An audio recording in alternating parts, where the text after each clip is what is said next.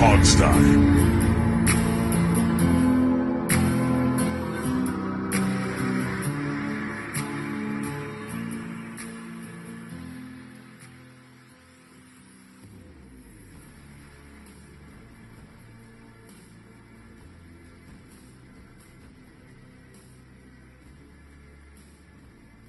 Hey, everybody, and welcome to the Hogseye. We are at our show where, if you're listening and it's like Thursday, you got what, 2, 3 days to go till the final preseason game. I know that's heartbreaking. I had forgotten, and I was actually really panicking for a minute. I'd forgotten there's a bye week in between the preseason and the regular season, and I'd like made all these plans for the 3-day weekend, and I was like, oh shoot, am I gonna miss the opening game? Oh no, I'm Listen, it's fine. always on the replay, man. Yeah, I know. You can get it anytime. But I would have been like stuck on the road in traffic during the game if it. Well, I Well, had a panic about that too. Not quite the same. My panic was, see, the peek behind the curtain is I do as much of the weekly game previews as possible ahead of time because I don't have time during the week to do something that detailed.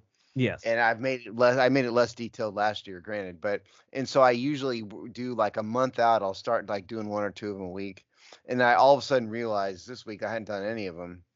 And then I had, oh my God, I got to get all these done, right, the season's about. So then I realized like today that I know I have a whole nother week to finish these. right. Same thing. Yeah. It, it it's a weird. Why do we have a bye week there? I get it. I guess it's to like get players ready and all, but It's uh, freaking dumb. Okay. it is. I mean, the idea is to get them ready for the season, not to give them a break from their exhausting 3 weeks of not playing. Right. Or playing very little in most cases. Yes. Yeah. Because I mean, we'll start off talking about the game. Obviously, the last game versus Miami. Even though Jaden Daniels and most of the starters only played a quarter, in the league now, that's kind of the max that a lot of starters play anymore, it seems like. It's so Pretty dumb. much. Yeah, I hate it. I'm with you that it's dumb. Especially since they shortened it to 3 games and then they have Yep. that week break before their first initial week of the regular season. And it's just they're just prolonging or extending the bad play of the regular season Mm-hmm. Well, because you have uh, less time in the preseason to play. you want to know what it's So really about? Here's what it's really about. This is a network TV thing, okay? Mm-hmm. They want to delay the start of the new fall TV season until after school started all over the country. And so that takes us into the first week in September because, like in the Northeast, you don't start like Chris was railing on IJB about school not starting in August and everything Right. in September. And so and the NFL is kind of the historic kickoff of the fall TV season. So they got to boost it up into September now. But they like all the same having training camp start in July because that's a July highlight. And one of the league's right. marketing goals is to have something happen every month. And so I Yeah. think they're kind of stuck here. And when you eliminate a game, you're kind of stuck. Let me Yeah. run over the stats here real fast of this Sure. game. Passing wise, Trace McSorley was 11 for 21, 93 yards, one interception, quarterback rating of 44.3. Jeff Driscoll was 11 for 15, 82 yards, 80 quarterback rating 86. Jane Daniels was 10 for 12, 78 yards, 93.8 rating. Rushing wise, it was Jeff Driscoll again, 4 carries for 45 yards, including a long 41, the one big run. Brian Robinson 3 for 22, Jane Daniels 2 for 13. And of the other running backs here, we got Chris Rodriguez 1 for 3, Michael Wiley 2 for 7. Receiving wise, Marcus Rosemy Jackson was the leading receiver somehow, 2 for 33. Michael Wiley 3 for 31. Luke McCaffrey 2 for 30. Goes Terry McLaurin for 217. Goes down a whole bunch of other people from there. Tackles wise, Michael Walker was the leading tackle with 6 total tackles. And just because I want to read this, because I have to. You have a compulsive need. Riley Patterson 2 for 4 field goals. We'll get to that. Yeah. End of story. Yep. End of stats. Yeah. And Not end that of exciting. stats. Yeah, not Yeah. that exciting. It's a preseason game, but I mean, I told you guys before we started, I struggled to even stay awake for that second half. Like, I think I texted everybody. It was like, am I the only one that's bored to tears at this game? yeah. Yeah. Oh, I started watching the first half. I was the first time I actually did like some Twitter responses on certain plays that I noticed, Mhm. and then I got into the second half. I was just like, what's the point? See, when I get I really just bored of these games, I usually pull out a guitar Sure. and then I forget I'm watching a game and have to catch up. Oh, I thought you play theme music for the game or No, something. no, I'll just like be totally distracted and start playing like Led Zeppelin songs or something, and forget I'm supposed to be watching a game. I would think it'd be very funny. It would work better with a tuba if you just were like dun, dun, dun, dun, dun, dun, dun. Don't play a tube. I don't play a wind instrument. Sorry. Yeah. No. Look, I think there's like week one, we can still say their big positive is Jaden Daniels looked rock solid in this game. He looked good last week. Like he looked very comfortable in the pocket. He had that one bad miss deep, but other than that, like 10 for 12, Yeah, a pretty good yeah. day. I mean, but it's not really a Jaden Daniels complaint, okay? Yeah, 10 for 12, but that was very simple offense. Dave, you raised some good points in your column about the offensive line, about the pace of, the pace of those plays. It was a lot of the reason why he was 10 for 12. It was a lot of no read dump offs. He did True. that last week in the 2 seconds he played in the first game against the Jets too. So it wasn't exactly most of those plays are not exactly challenging plays. So, well, yes, he looked comfortable. That's good. Better than not comfortable. I don't honestly know how much we can really take from this, considering all things considered. It's clearly a stripped down offense.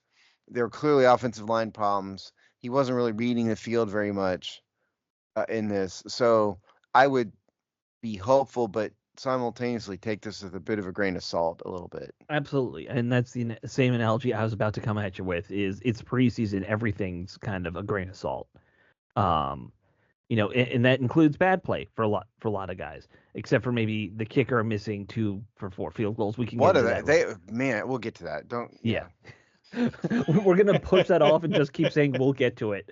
It's the big reveal when we go on a rant about kickers. That's what it Yeah, is. yeah. So I think Daniels played okay. I continue to be very happy with what we see from Benson Ott. I know he only had the one catch this time, but I like how he plays physical, man. I just do. I always like Benson Ott. I Yeah. told you I Yeah. looked at Reddit, watched his film. I mean, he's good. I Yeah. think the guy I was clearly wrong about was Chris Rodriguez. That guy looks like he's not going to make the team at this rate. Yeah, right. Word is they really like Wiley now. He's looked good. Did he not start the game? Am I wrong in thinking he was playing in the first quarter, Wiley? I think he week? was in the rotation with Yeah. I think he came out with Driscoll, yes, because So the first 2 series were still Robinson. So it seems like, Wiley may take Rodriguez's spot on the roster. I was just totally wrong about Rodriguez. Well, I know when I watched that game, that first half, like I made the observation, it was hurry up most of the game. In fact, I think it was the Junkies had shared a snap to throw count that Jaden Daniels had. It was like timed at 1.94 seconds when from the snap to when he released the ball. That's because he wasn't reading the field. That Correct. wasn't the play called. So can he read the field? We still need to see that. Well, and you're right about that, but the problem is that, like I said in my article, there were 4 times that this offense went into a play where the routes had to develop something downfield. And it was twice with Daniels and twice with Driscoll. And in fact, that one bad throw, that one bad incompletion to McLaurin, if you watch that play, as soon as Jaden Daniels came back, before he had a chance to get fully set, you had 2 guys. One came blowing right off of Andrew Wiley. I mean, no surprise to anyone. And you had another edge rusher right in tail coming right up into his face. So he had to get rid of the ball. He had no time at all. And Driscoll, when he stepped back, he had on that 41-yard run, he stepped back in the pocket. I mean, before he got to his third step, the pocket was already collapsed. I get it. Sam Cosby's got some nice upside at guard. That's fine. They brought in Baez, and he looks like he's going to be a solid center. It's like, we have some improvements. Add some improvements in the offseason. The offensive line might be improved from last year, but it doesn't mean that they are a good unit. Right. And that's the one thing that scares me about this team. And every time I saw the quarterback, either Driscoll or Daniels, try to set to do anything, that pocket was collapsing almost immediately.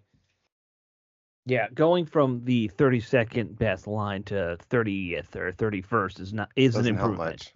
It's not what you want. Right. Yeah. I mean, it's preaching to the choir. We've said the Mhm. same thing for months. Yep. I think it's the single biggest fault of Adam Peters. I'm beginning to think the man is just cheap. I mean, not in personal, but like in how he's handling the salary cap. There was room to bring in a quality, experienced veteran. Right. There still is. Yeah, like even if you don't want to go through the gyrations of what like you put in your column, Dave. I agreed with most of what you said. I certainly wouldn't have drafted Johnny Newton. You could have finagled it to get a couple linemen and not have to rely on, a questionable third round pick to be your franchise left tackle of the future. But they could have. There were not now, but there were people available, and you made no effort. But you have $35 million plus of cap space. What are you saving it for?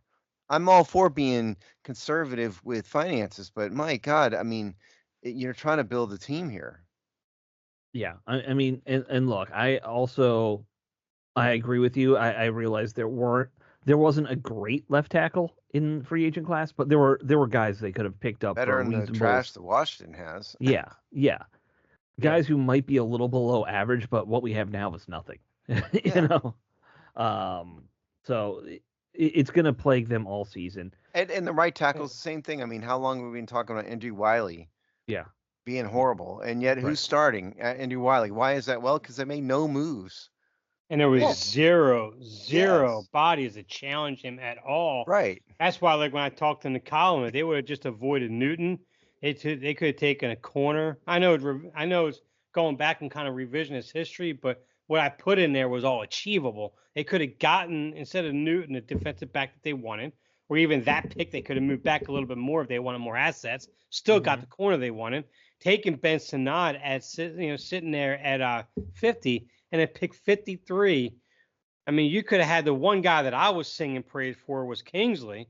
Yeah. And now he looks like he's going to be a legitimate starting left tackle for Kansas City. He was right there. And you still could have gotten Brandon Coleman, and he could have challenged Wiley on the other side. And if he wasn't ready to play tackle, he could have kicked him in for Allegretti was at in the left, and at the left guard, and your whole dynamic of that offensive line is completely different. But the route that they went didn't make any sense to me when they were going that direction. That's the one thing I've been harping on ever since the offseason is offensive line plus their cornerbacks is why this team is going to be a 6-win team. They'll be competitive, but they're going to be a 6-win team. I don't see any better than that. I didn't even like, they spent a lot of money on Tyler Biadasz. Okay, that I think is decent signing, but Nick Allegretti, really? 16 million on that guy? Why? Yeah. That one didn't make a lot of sense. No. Well, see, the worst part about that is that he's only had, I think I said a total of like 13 career starts, and 9 of them came in year 2. The last 3 years, he only had like 4 or 5 career starts. What do you see in this? I don't understand. Yeah, and so the net effect is what you see even in this preseason, which is a quarterback that doesn't have time. No. An offense that is geared to account for, granted, stripped down, okay, but the offense geared towards the reality of the quarterback not having time. And this is against defenses that haven't game plans. Right. Aren't doing anything. What happens when they play an offense, they get Tampa Bay in week 1 who is ready for them.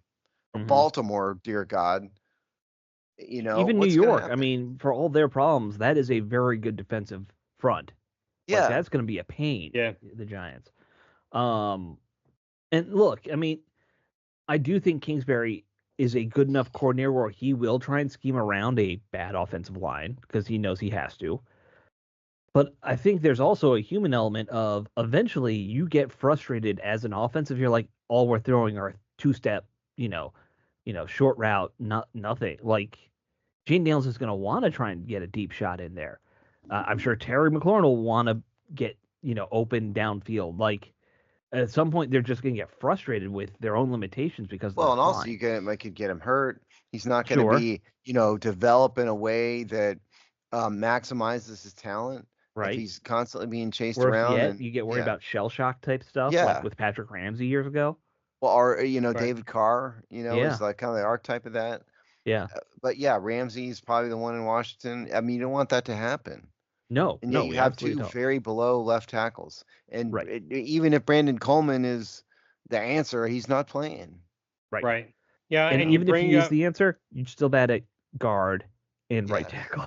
Right. and you bring up Kingsbury, and that was another one of my big concerns. And you were seeing it in the preseason. Granted, he's not showing his offense. I get that. That's fine. But you go in his history and what he's done. McLaurin's not going to move anywhere. He's going to be the outside receiver or left-hand side every single game. He's the X. 'Cause he's the X, and that's it. But you're not going to see him move anywhere. No. And that was the one thing that beat reporter in Arizona talked about. Someone brought that up again this week, reminded me of that story that I had in one of my past articles talking about that. He doesn't have a lot of movement. He doesn't have a lot of adjustments in game. And when he comes out of halftime with the defense already having his offense figured out, he struggles the rest of that game. And I don't know if he's changed. I don't know if that's going to change. If he doesn't change that with the way this offensive line is, I'm sorry, but Jaden Daniel just might challenge for that sack record this year. Let's hope not. I mean, we definitely right. have so not. You would think that the smart thing to do would be to play these guys more than 30 seconds a game to try to let them figure it out. The offensive line and the starting offense. Mm-hmm. I do not understand. I really don't. Why teams don't play more. And yeah, injuries. Yes, I get it. But I just don't think you can play the game of football with the injuries being there first and foremost on your mind. You've got to get the team ready. It's a brand new team, Yes. brand new offense, new system, new coaches, rookie quarterback, bad offensive line, and yet you're not going to let them play. And look, we have not heard officially this week if they're going to play any of the starters. I assume they're not because Probably not. I doubt it. that's traditional is that they don't. I'm with you. I think, and it's not going to be enough for any of our liking. I at least would love to see another 2 drives from the starters. Like, I know that's not a ton, but it's more than they'll probably get. If history is a guide, they're not even going to dress. Yeah. Yeah. Yeah, and they did officially name Jaden Daniels the starter just for anyone who was not sure if that would happen. Oh, did Yeah. they? I mean, it was obvious. Yes. Yeah. Yes, they had a big meeting where he announced it that he's the starter. Surprise. Yeah. I really was hoping it would be Jake Fromm, but then they released Jake Fromm. Like The sole member of the Jake Fromm fan club, apparently. right, apparently. I didn't even know. I think Alex might have had a little crush on him. No, I'm one of those Sam Hartman crush people. That's. I mean, but what if old Sammy, is hurt and, you're going to be able to put up with that? I mean, hanging around the house. I'm very all the time. fickle about quarterbacks. You know me. Like, I'll jump to another quarterback quick. I mean, if he's not playing, he's be hanging around all the house all the time when you're at work and, Speaking of the weird fan favorite quarterbacks, Colt McCoy retired. Did you guys see that? I saw that, yeah. 14 years and he ended up being around the NFL. Congrats to Colt, man. What a career. Yeah. It's a solid career. Not Good hard. work if you can get it. Yeah. Yeah. Occasional starter. Mostly held the clipboard. Mostly Yeah. backup. I didn't realize he was here for 5 years. Like that full 5 seasons, He was a pretty good quarterback. Honestly, Yeah. he was a pro. When he was before he really messed up his shoulder in Cleveland, yeah. Yeah, he was like in college, he had real potential then that happened. So, but as for the quarterbacks, I think what this past game told me is that Jeff Driscoll has the inside track by a long shot on the number 3 spot. That's what I think. I'm the number 1 and number 2 are obviously locked in. Yeah. So you got Driscoll, Hartman, and Trace McSorley. Hartman's hurt. Right. Trace McSorley wasn't good in his No. one little shot. They're just surprised. Yeah, I know exactly. And so Driscoll, and so I'll think, alert the media. Dave, guess what? well, but the other thing is, like Driscoll is 6. All these guys are 6'4". Driscoll, Daniels, Mariota. The other two guys are 6'1", and so you can kind of have the same body type, same sort of offense, same play style. They're runners. They're all super. I was shocked at how good the wheels are on Jeff Driscoll in those Yeah, runs. I didn't publish it yet because I was trying to get some stuff up, but I wrote a column for this week that mentioned that what you're saying. Yeah.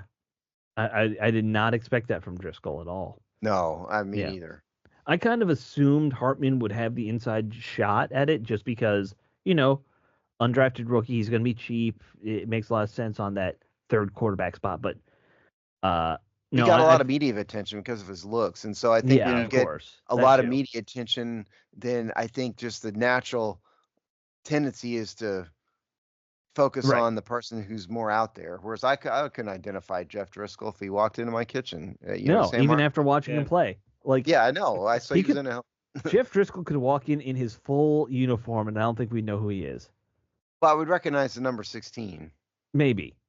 Well, I have my chart right in front of me, so if he came in, I'd have to look at the chart. Oh yeah, 16. Yes, I forgot. Steve always has his. He's like a coach. He's always got the chart in his pocket.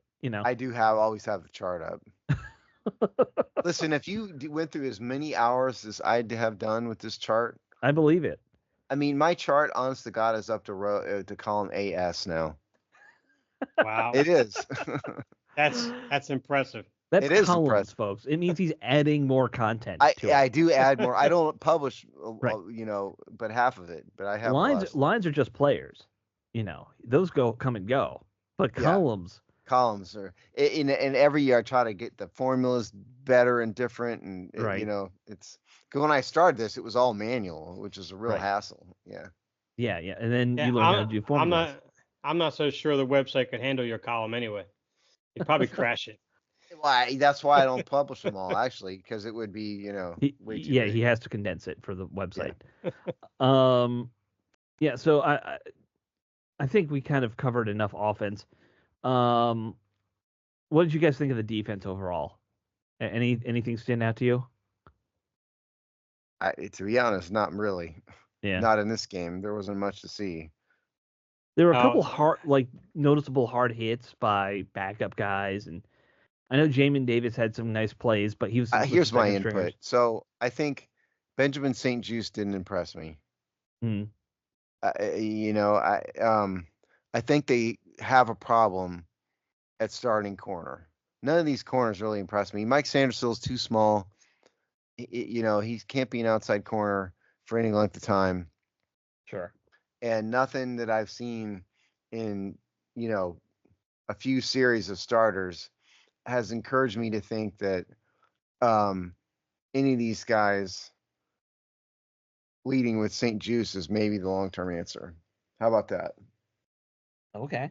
No, I agree. It's just like I pointed out in my article, St-Juste, he let. I mean, was it Kraft Key or Kraft? Oh yeah, you did say this in your column too, didn't you? Yeah. He completely he was like 2 yards up off Craycraft. Craycraft, which is like their number 4 receiver. Let a clean release off to the outside and right down silent for a touchdown. Now people are like, that's nitpicking. Look at his entire game. This is his 4th year in the league. He should know better. He didn't look good.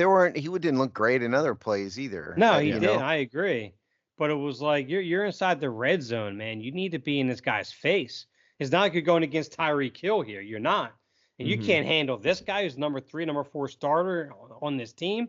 I mean, at bare minimum, at least be there in coverage to disrupt the play. You couldn't even do that. And then later in the game, they're projected number 2 corner Davis. He's on the left side. You could tell they're in man coverage. Achane comes and rolls to the outside. He has him in coverage, and he comes up and he bites on the tight end Jonnu Smith coming on a quick out, but Michael Walker was clearly on him in man coverage coming off the line, and he hesitates, steps up, and then Achane has that wide open shot down the side where it looks like Forrest was out of position, but he wasn't, because when we watch his initial move, he took a step back to cover that third of the field, but then he had to react and come in and make the hit, and Forrest is one guy I think that people are overlooking a bit because you take away that play, which I think was Davis's responsibility. He had a good game the rest of the game. He was in. Mhm.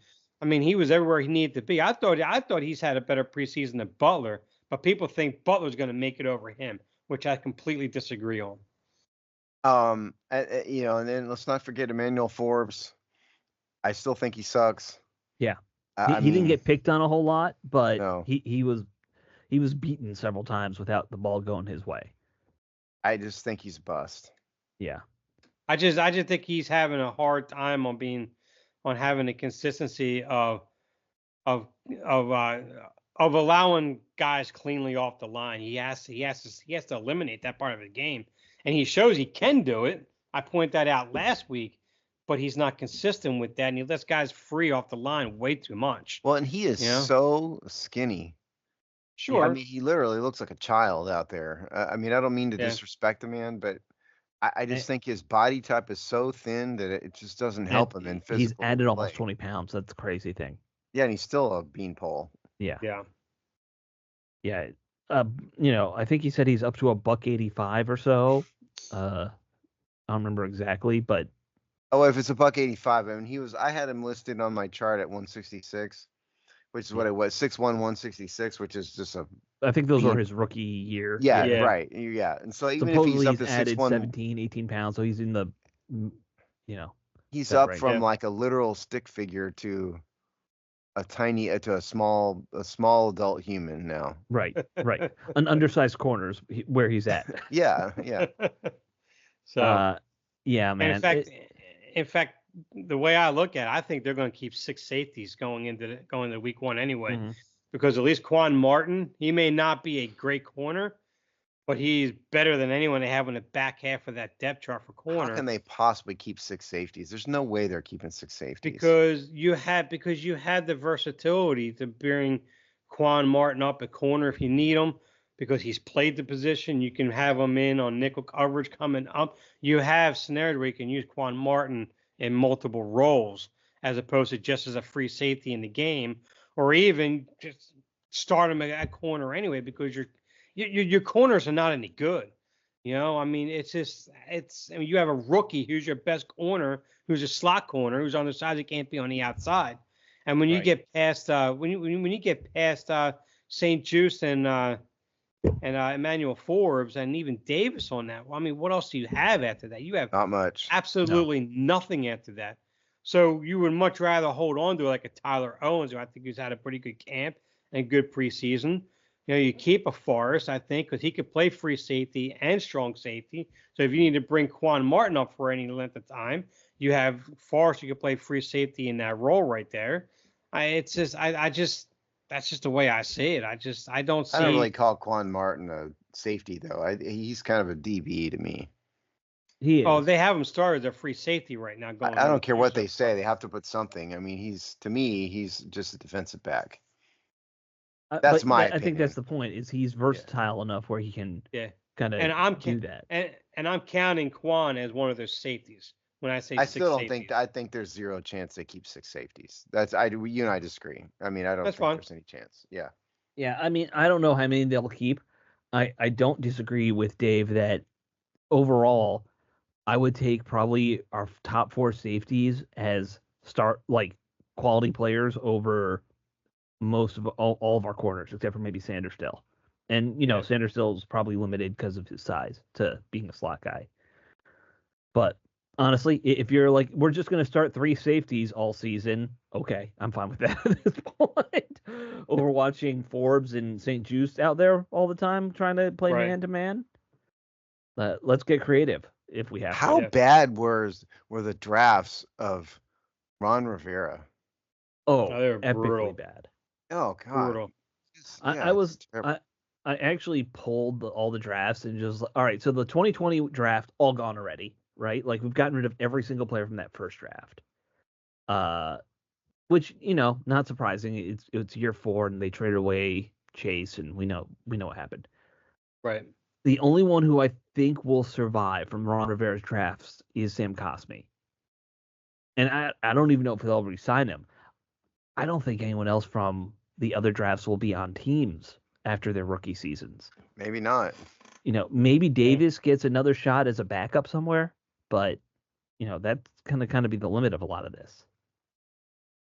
I can't disagree with you. Yeah. And then you wait, and then Adam Peters isn't innocent. Wasted a draft pick on Johnny Right. Newton, as we've been We're, over. we're gonna have to obviously give it time to see how everything pans out, but I mean, no draft is gonna have 100% success. No. There's always gonna be bust. if you hit on Yeah. 2-3 guys, it's usually a win. But you need to be smarter than picking a interior defensive lineman, when you really need something else, just because the sainted board has him rated one spot higher than somebody you need. It's dumb. I think Peters has made quite a few mistakes. We've talked about the line, that draft pick, and obviously they made mistakes at kicker, and we'll get to that now.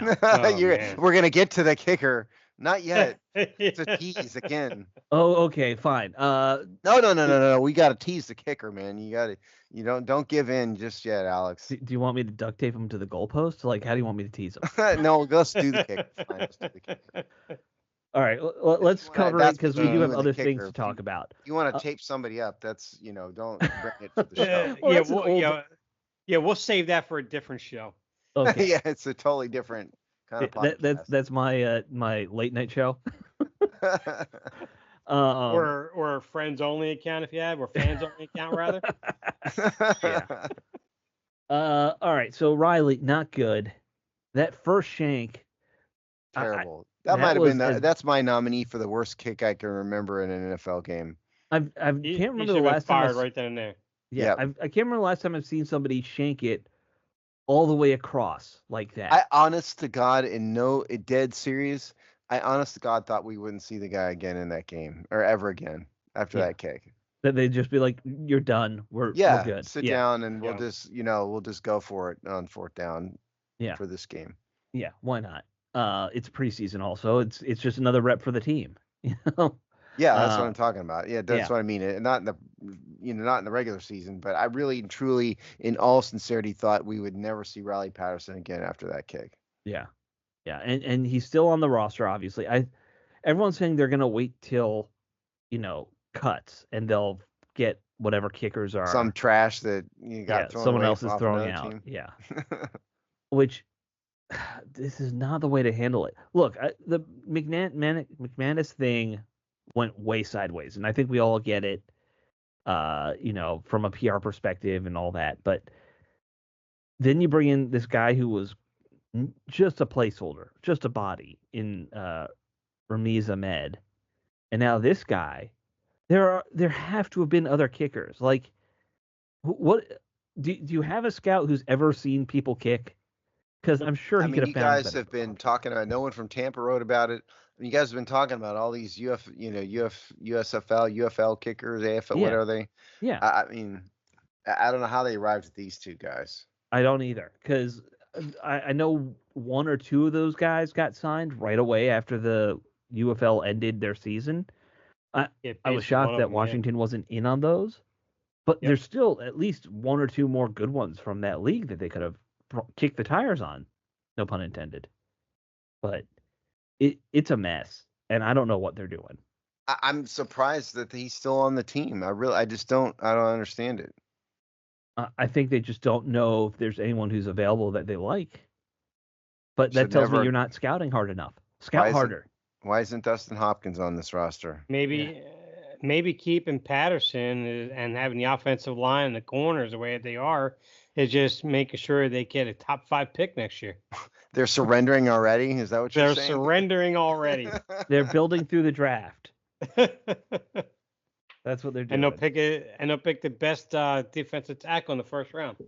I actually think they would want to make a good impression on the first actual full year in which new owner, new GM, head coach. I don't think they would want to fail like that. I think they are unintended. I know you're being facetious. Right. But I think they just haven't done a very good job. That's what I think in many respects. I think that's part of it too. And look, I do realize it is their first year with, this new front office, but you guys came from it's not like it's your first year as scouts. Yeah. Like, you came from other places, you must have ideas of who you'd Well, want let's think to about this. build. So they fell into Jaden Daniels. Right. We all three of us would have drafted Jaden Daniels. That's not Right. a mystery. You blew the number 2 pick, Johnny Newton. Right. You drafted a slot corner in with the next pick. Fine. Yeah, I mean, slot corners have okay, value. but Yeah. still, so we've been over this. I'm Yeah. ranting, but I do not understand why Riley Patterson is not working for UPS right now. No.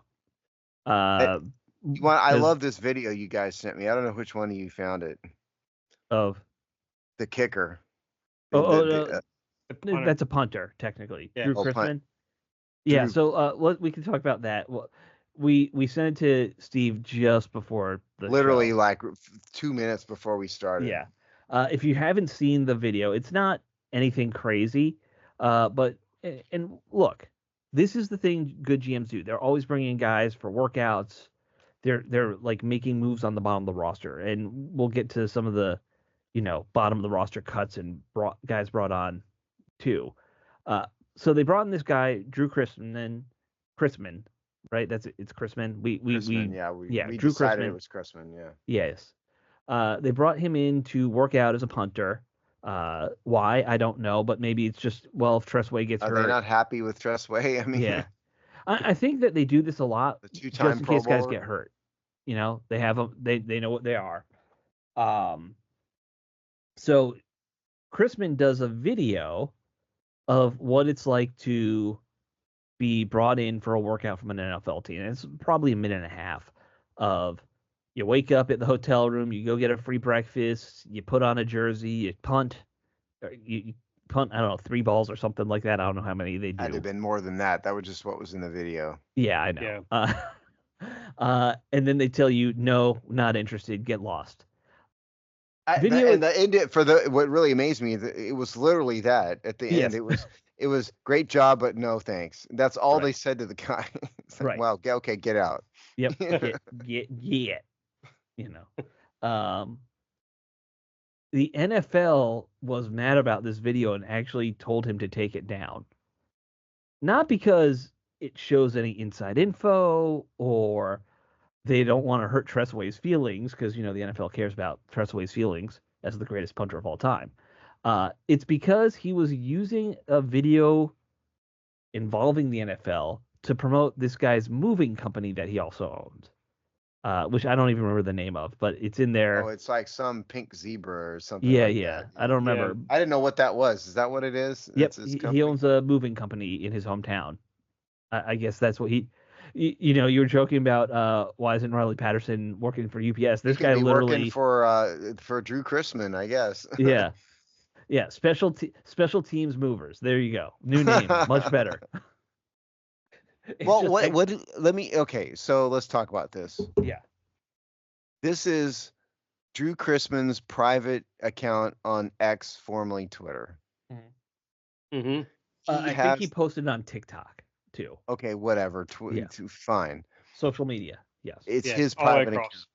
He is not under contract with the NFL at all. Sure. Why do they think they have the right to govern his video in any capacity? The only argument they would really have, which isn't a good argument, would be that he used trademark material in his video. Sure. But even that, he's not making money off this video.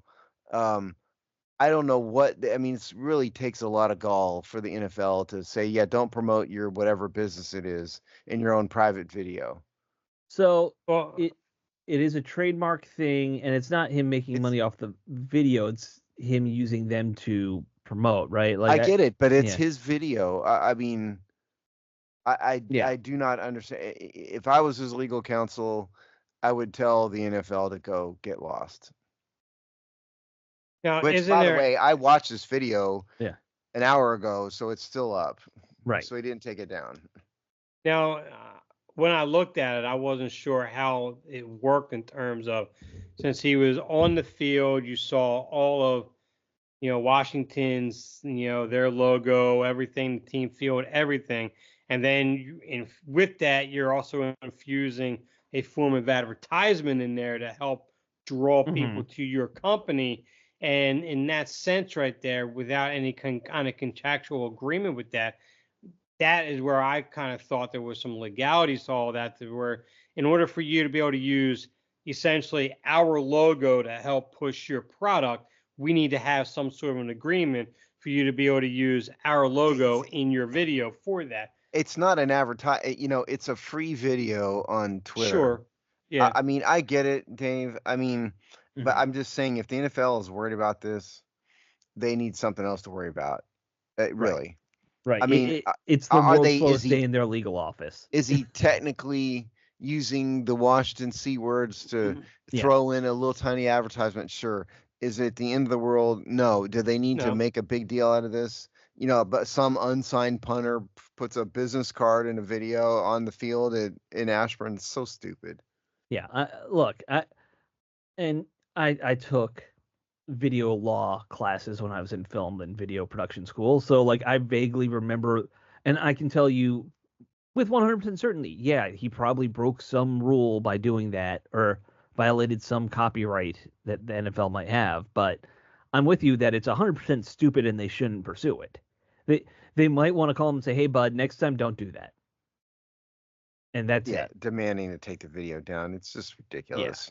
Yeah. I'm trying to watch this again to figure out what the name is. We're gonna give him a plug here in just a second. Steve is so mad at the NFL, he's gonna promote it now. Well, like what are you guys worried about? It's just ridiculous. Yeah. And we're see now, I'm waiting and waiting. You need to it's something zebra. Yeah. Here's the thing. He's actually a pretty good punter. From Pink Zebra Moving. So if you ever need a moving company, call Pink Zebra Moving. Pink Zebra Moving. Let's see where they are. Because they're probably in some random small town. I think he played in Ohio, so they're probably in Ohio. Pink. We're going to find out right now. Pink Zebra Moving. Best moving companies. Does it give they're in Birmingham, Alabama. Okay. Oh, that makes sense. If you're in Alabama, call Pink Zebra Moving. So he plays for the Birmingham UFL team. So it makes sense that he would be. Because he's playing for the UFL team, he needs a side gig because he ain't not making any money doing that. Yeah, right. Yeah, the $40K a year you make playing for the UFL or whatever doesn't go as far as it used to, even Birmingham. And he's got a kid, and I'm sure. Yeah. No, he was in the video. The kid was. Oh, right. Yeah. I do remember that. He's got a little kid there. Very cute. So it's like, if the NFL wants him, take it down. Just you guys can go, go pound sand. I was gonna say go kick a football. Well, now I will try to do that. I will say though that it probably got blown up more than what it really was anyway, because he's the one. His first tweet is that he put out just a simple conversation back and forth that was real simple. Can you take it down? This, that, whatever. But it wasn't like real demanding. It wasn't like, well, we're going to send our lawyers at you or anything like that. He took that screenshot, put that out there, and that's where everything became viral. I haven't heard the team or the NFL pressing anymore after that. So it all started really with just the team saying, hey, can you just take this down? Because we don't want this being on there like that. Mm-hmm. And then he had his message back, and that was it. And it was nothing. It started with that, but now it's been leaked that the team was doing it because the NFL told them that it's a problem. Right. And that's I haven't seen anything really blown up in terms of we're going to get a lawyers at you, we're going to sue you. That part I don't know if all that existed. I have no idea. Yeah. It's just ridiculous. The whole thing. Don't even bother with it. Because you weren't going to sign him. Just let him use his. That's more valuable for him than you bringing him in for a workout. Honestly. Well, also, it's like, we didn't sign you. We didn't want you. We told you to go away in literally 5 words, but we're going to also dictate your stupid Twitter video that nobody would have watched or cared about if you hadn't made a big deal about it. Right. Honestly. And it was good marketing. Even he did try out for Washington, at all. It was actually good marketing for him, too. They don't publish 700. He's got 25,000 followers. Which is a lot, but not enough to make any kind of viral. It's just a little thing for his followers in Alabama, and that's it. Yeah. Well, all those UFL Stallions fans in Alabama. There you go. who are Yeah. going to use his moving surface now forever. So good for him. Let's cover the little roster moves. Steve, you said you have them, or I have them here too. If you don't, I have got them. offhand. All Okay. right. So, they released Keandre Jones, Ben Nickel, and Bo Bauer, Right. linebacker, safety linebacker. Mhm. Signed Kendall Brooks, linebacker, Chapel Russell, defensive end, Justin Hollins, because Lord knows they need another defensive end. Right. In the roster updates. Do I care about any of these? No. I don't honestly know who any of these guys they signed are. In terms of the people they released, I don't think any of these are great losses. So I think this is kind of like a zero-sum game. If one of these guys happens to work out, wonderful. It's literally, and I think at least one of these guys, they were released because of injury kind of situation. It might be Jones, Condre Jones, but like that's what you do. Like when it comes to these bottom of the roster guys, you played in a preseason game, you got hurt. All right, we have to replace you. I'm sorry. Like that's the hard part of the NFL. Yeah. It's unfortunate for all those guys, but it's kind of the gamble you play. So And are yeah, you sure Patterson wasn't on that list? I did screenshots of the team's roster Right. updates. It's not to say I didn't miss one, but that's what the 2 roster updates said. Right. Well, and I did say, and I think it was early in the week, Jake Fromm was released too. I think Yeah. that was further out. Oh, it was that not last week? I think it was I think like it was last Saturday. week. I missed the last or show. Sunday. So Yeah. I'll be honest with you. I thought he was on some other team like a couple weeks ago. Anyway, I think he was gone. I mean, I update this Okay. salary cap chart. He's been gone. Maybe I was looking at something that was wrong then because I You're saw gonna it make me listed look as it a up. Here, 3-day hold old thing, a 3-day old no. story. All right, so those were the roster moves. Let's see. Other moves. Jordan McGee had to have Would you surgery. like to know when he was actually? When was the actual release? Because I was obviously wrong. May 14th. May 14th. Okay. Yes. Wow. no, you weren't that far off. Yes, he was. He was 3 I months was, wasn't I that was far definitely off. that far off. I don't know why I saw a website saying it was 3 days ago. I was sitting here. You were saying I didn't want to contradict you. I was like so confused. Like I mean, no, I I deleted was him wrong. a long I time was ago. definitely wrong. So McGee out for a while. He had to have surgery. It wasn't a full MCL surgery. It was a partial surgery. It sounds like. So he's not done for the year. Partial Yeah. tear. Yeah. Yeah. But he'll probably be out for like half a season with what that is. I'd imagine those take a while. So that there was that one. Other bit of bad news, and it sounds like Coleman. They haven't given a timetable for when he'll be back. No, he might. It looks like he's going to miss the start of the year anyway. Yeah. Yep. Yeah. Yay. No great loss. Yeah. Yay, losing your franchise left tackle right off the bat. No, it's the guy who they're trying to will into existence as a franchise left tackle. Let's be clear about it. Yes. And the sad part about it is that he'll be a good interior lineman or even a solid right tackle. But they're trying to force a position on him that I think just it's just not going to work. You know what Ben Coleman is? Ben Coleman is when you're trying to go on vacation with your family and you've got a busted up hoopty, Mm-hmm. and you get in, let's get in, kids. And what you're trying to just will that car to get to the vacation spot. Right. 4 hours to the beach, you can make it. Yeah, and the kids are going, Daddy, can we get there? And he's going, well, it's going to get there. Yeah, and then the back end of it, the floor. Did we Right way going up underneath as you're driving along. That was a bit scary when that happened. That is Ben Coleman with Washington right now. Yeah, I had a similar thing happen when I was on a hippie bus trying to drive through the Appalachian Mountains, and it would not make it up the one big mountain. I can guarantee you the only one of us on this show who'd ever say I was in a hippie bus. Yep. Is Alex. Yep. I don't even know what a hippie bus is exactly. Is it like something out of 1969 with like marijuana smoke pouring out of it or what? Oh, there was smoke pouring out, but it wasn't marijuana smoke. That was the problem. You see a Scooby-Doo, right? The cartoon? Yeah. That bus right there. This was actually a bus called the Yellow Rose of Texas. It was like an old Texas school bus that some hippie had bought, and he just drove around to protests in it. So, and I always thought Scooby Doo were a bunch of drug addicts, by the way. So they were. They had a talking dog, and all they did was eat snacks. Exactly. Yes. They're on acid or Yes. something. Yeah.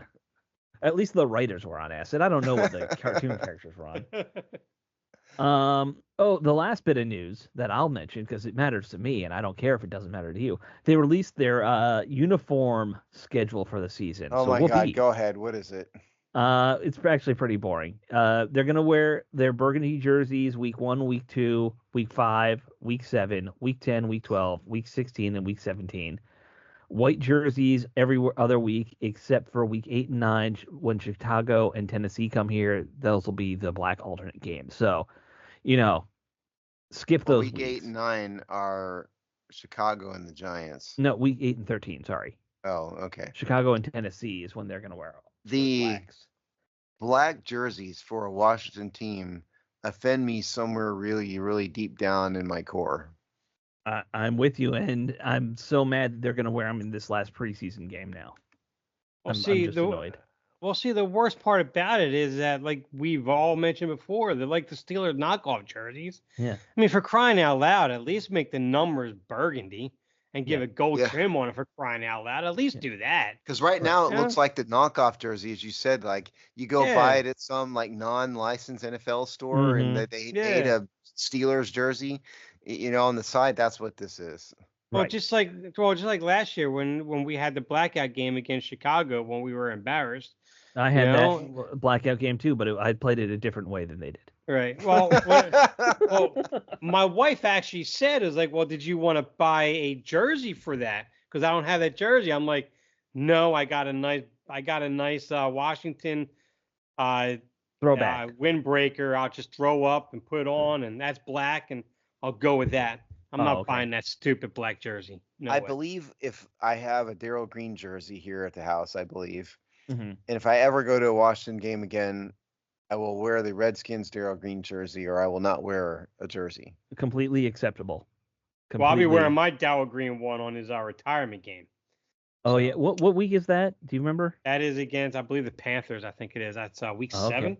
Please tell me it's not a Darryl Green like Commanders jersey. Sorry, Seawords jersey that they made up. This is a real jersey, right? Real jersey. But actually, this jersey, when my wife got it for me, it wasn't the actual game-worn jersey. It was a practice style jersey they had that year, which was actually nice. I actually like it. It's comfortable, so it's not the stitched lettering. It's more the ironed-on letter. Mine's just a cheapo. Mine's a cheapo one. Well, but it was go ahead. If you watch the game, so here's the thing. Those were the normal jerseys back in the 80s, like the ironed on. They didn't have the stitched on numbers back then. Well, no, I'm talking about on the back end of Darryl Green's career. Sure. He had the stitch on. They had the stitch on jerseys at that time. Oh, and that was around the time that my wife had gotten me that jersey. But the jersey they wore at practice were the ironed on style. Mm-hmm. That was a practice jersey. Yeah, back in like the 80s stuff, they were different. But on the back end of his career, he had that stitched jersey, that stitched 28 jersey. So and that was around the time that my wife had gotten that for me. So, fair enough. I've had it ever since. I might have my Tressway jersey. I don't like wearing jerseys. I'm not a jersey person, to be honest. I've kind of gone that way too. I was into them when I was like a kid, or like even early 20s, but not so much anymore. I'm just not gonna celebrate a dude in his 20s. Right. I'm just not doing it. I totally understand it, and I didn't in my 20s. In my 20s, I was fine with it, but I that's how I've gotten old and conservative. No other way. Just that's the thing you come conservative about it. All this time with you, and that's the only thing I've come around on. I've failed at this. Oh man. Yes, you have. It's pretty funny. I'm gonna have you voting for Ben Carson here soon. Ben Carson. I loved him. I have a good Ben Carson story. I'll tell you off air. Okay, yeah, off air. Yeah. We're not gonna do politics on the show. No. I'm just kidding. I mean, I'm not, but I'm gonna say that. Well, I know two people who have had run-ins with him. Yeah, we'll save it for after. All right. Okay, guys. Do we have anything else we want to cover? I know we still have a few minutes left, but I mean, yeah, you're the kinda hit guy all our that has the topics. itinerary. yeah, no, I'm looking. And I don't think we missed anything. Well, what we we didn't will talk say about is the RFK Stadium. Oh yeah, let's do that. Yeah. So it's not a huge story. They were trying to make it a big story in the local media when this news broke. But I believe it's Sports Business Journal who released it, or was it just It wasn't Sports Washington Business Business Keep Journal? going. Yeah, it was. They got information that the city has commissioned a report from an LA-based company. It's a $500,000 report that they're gonna put, or they're paying for, to find the feasibility and how to pay for a football stadium at the RFK site. Okay, so this is from something called bizjournals.com. Oh, it's just Biz Journals. Okay. Global venue operator tapped to plan out a new SeaWorld stadium and how to pay for it. By Ben Peters, dated August 20th. Right. Alex found this thing. So look, I've been telling you guys for like years at this point that DC cannot afford to build a stadium. Right. And I realize that all you folks who aren't in this world just want your stadium where you want it. I get it. But it's hard to find $2 billion when you're a public entity, especially when you're a city. And so I think, it's not impossible, but it's very difficult. I mean, big cities, a lot of people would have to do this. You would hire a consultant to design the stadium. You could probably figure out the financing internally, but I'm telling you, they had to borrow literally a construction loan to build the Nats Park. Is that what it's called? Nats Park, yep. And that's a chump change compared to what this is going to cost. So this is step one, but they're being quiet about it because it's not an easy thing to do. No, I'm sure it's going to be on the complicated side for doing all this. But it is interesting. The only real tidbit of the story that was of interest to me is that it sounds like there's some serious doubt that the Senate's even going to pass the thing that passed the House. The Maryland state senators are really fighting against it, and so that part's highly in doubt, which is unfortunate. Well, which would call the whole thing King's X on the whole operation. Yeah, basically, and that would suck. In terms of DC ever trying to get it, I think honestly, whoever wins the next election, it's not going to be of interest to either of these candidates. So it's of utterly no importance. Yeah, to either one of them. No, Biden is a weird sports fan. Like, he would sign off on it because he loves. I think sports. You can just stop it. Biden is weird. Period. Yeah, leave it at that. Well, that's fair too. But the man sniffed hair of little girls. Yeah, but he liked his sports. So he liked his hair of little girls too. And he liked all sorts here of we hair. go. Have you seen his hair? He's jealous of hair. I'm not jealous of Joe Biden's hair. No one should be jealous of Joe Biden's hair. No. It's terrible. I'm sorry. I bet you opened me up to this. I couldn't help it. It's fine. I'll make fun of him even though I technically work for the government. That's true. You do. Yeah. And we've effectively gone down a rabbit hole. It's fine. We're at the end. Yeah, we're at the end. No one's listening. Yeah, right. All right. So you want to hear the good Ben Carson stuff? No, wait till after. Okay. All right. Well, we'll wrap it up with that. Not a whole lot to that story. It would be my point. When we see the report, maybe there's something interesting. I'll let you know if it's public. Yeah. Oh, it'll be FOIA'd. I know it'll be public. It'll be FOIA'd. Yeah. Whatever DC's version of FOIA is, at least. Yeah. Yeah. Yep. I think we just called FOIA. It's the same. So, all right, guys, we will talk to you all after this final preseason game. All right. Later. Later.